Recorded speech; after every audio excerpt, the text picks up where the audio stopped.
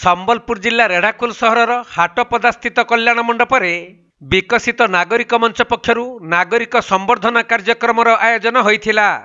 एही अवसर में आयोजित सभारे केंद्र शिक्षा मंत्री धर्मेंद्र प्रधान को रेढ़ाखोल अंचलर विभिन्न सामाजिक संगठन, विद्यालय, नागरिक कमिटी और विभिन्न संघ पक्षरु उत्तरीय फूलतोड़ा दे संवर्धना दि जाइथिला।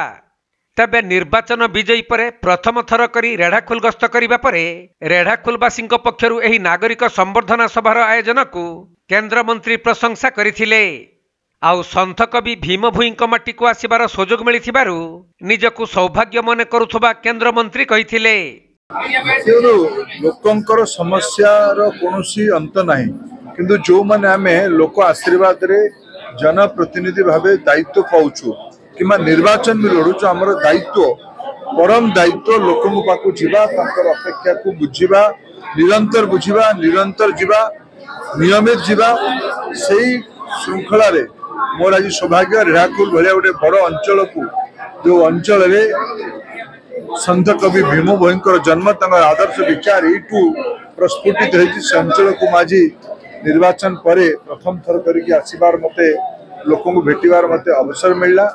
लोकंकर अनेक अपेक्षा अछि नरेंद्र मोदी के सरकार को, ओडिशा रे नुआकी गढ़ी भारतीय जनता पार्टी सरकार को। तेणु आमर दायित्व ये लोक आकांक्षा पूरा करवा।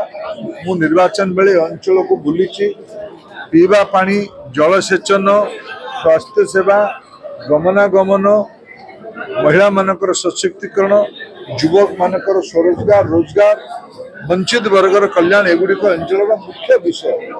आम सरकार एक लोकाभिमुखी सरकार, संवेदनशील सरकार भावे उभय जगह दायित्व नहीं कि काम करुच्ची।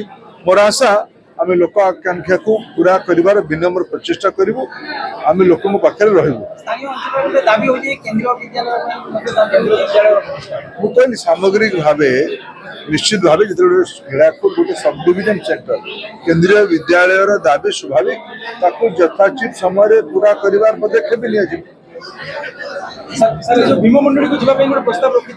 मुझी वर्षा परे परे माटी भीम मंडली सरपंच भी भौणी मत देखा वर्षा छाड़ू छाड़ू, कारण मत जहाँ जना से अंचल को वर्षा दिन जीवा टिके चैलेंजिंग। वर्षा छाड़ू छाड़ू मुझे आसबि, भावी नेक्स्ट टाइम जब रेढ़ाखोल को आसबि भीम मंडली को जी आपण मो सांगे जी।